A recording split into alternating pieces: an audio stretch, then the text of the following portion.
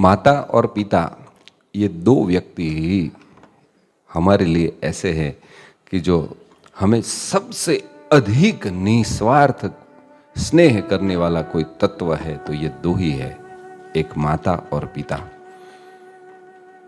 हमने अपने बचपन में देखा है, सुना है, आपने भी सुना होगा कि यदि कोई बड़ा व्यक्ति है जो बहुत संपत्तिवान है, वो यदि किसी गरीब बच्चे को अगर कुछ डम डांटी करता है तो वो बच्चा एक बात उसको बोलता है। जब उससे सहन नहीं होता है तो वो बोलता है कि मैं मेरी माँ को बोलता हूँ।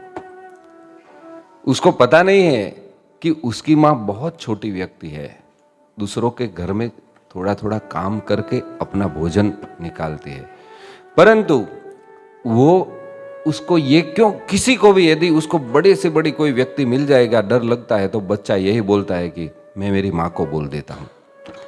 उसकी माँ की कितनी शक्ति है, कितनी संपत्ति, उसका कोई महत्व नहीं है।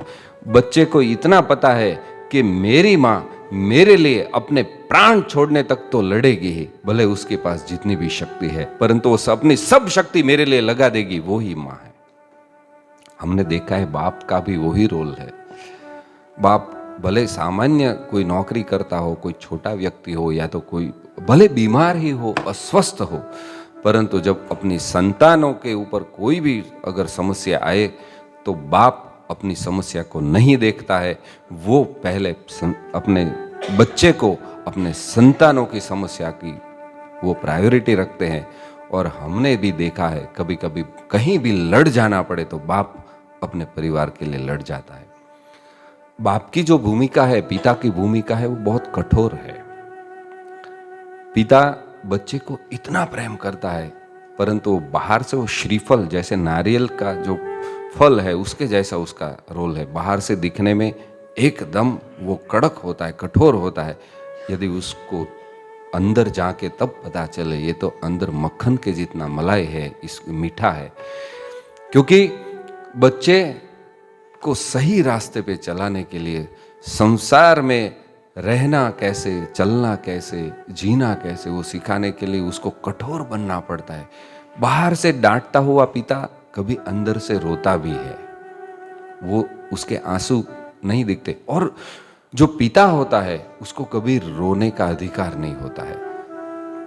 यहां मुंबई जैसे शहरों में एक पिता, ट्रेन में कितना क्या होता है हम सब जानते हैं। इतनी सारी समस्याओं को वो करके, सहन करके, वो सोचता है कि मेरा घर तो 1.5 किलोमीटर ही दूर है, मैं चला जाता हूँ, मैं रिक्शे का 20 रुपया बचा लेता हूँ, मेरे बच्चे के लिए 3-4 चॉकलेट आ जाएगी उसमें से। वो आके कभी वो चिल्लाता नहीं है या उदास नहीं बैठता। वो सोचता है कि मेरा चेहरा उदास दिखेगा तो मेरे बच्चे उदास हो जाएंगे, इसलिए वो कहते बेटा मैं एकदम ठीक हूँ, बिल्कुल चिंता मत करो। ऐसी ही बातें कहना पड़ता है। पिता की जेब में कुछ नहीं हो, बैंक का अकाउंट में कुछ नहीं हो, परंतु उसको जब पता चलेगा कि मेरा बेटा पढ़ता है तो उसको वहाँ इस प्रकार की सुविधाएं होनी चाहिए, तो बाप कितना भी कर्जा भी करके वो कर देता है। अपना फोन देखे, उसके स्क्रीन के भले 4-5 उसमें टुकड़े हो गए हो, परंतु बेटा या बेटी का फोन अगर उसको ऐसा लगे तो तुरंत जाके बिना बताए ही बदल देता है कि नहीं बेटा मुझे तो चलेगा, तुम्हें उसकी बहुत आवश्यकता है। ये बात है। ऐसे ही पूजनीय, बहुत प्रेम करने वाले पिता सुरेश जी हमारे बीच में नहीं है। आइए उनको इन गीतों के द्वारा श्रद्धांजलि देते हैं।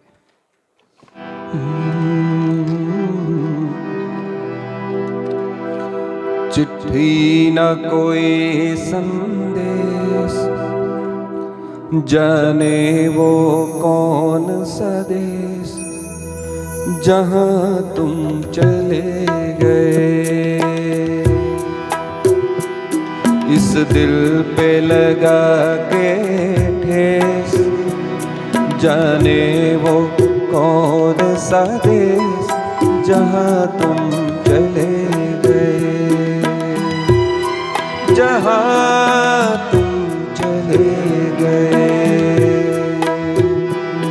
चिट्ठी ना कोई संदेश, जाने वो कौन सा देश, जहाँ तुम चले गए, जहाँ तुम चले गए।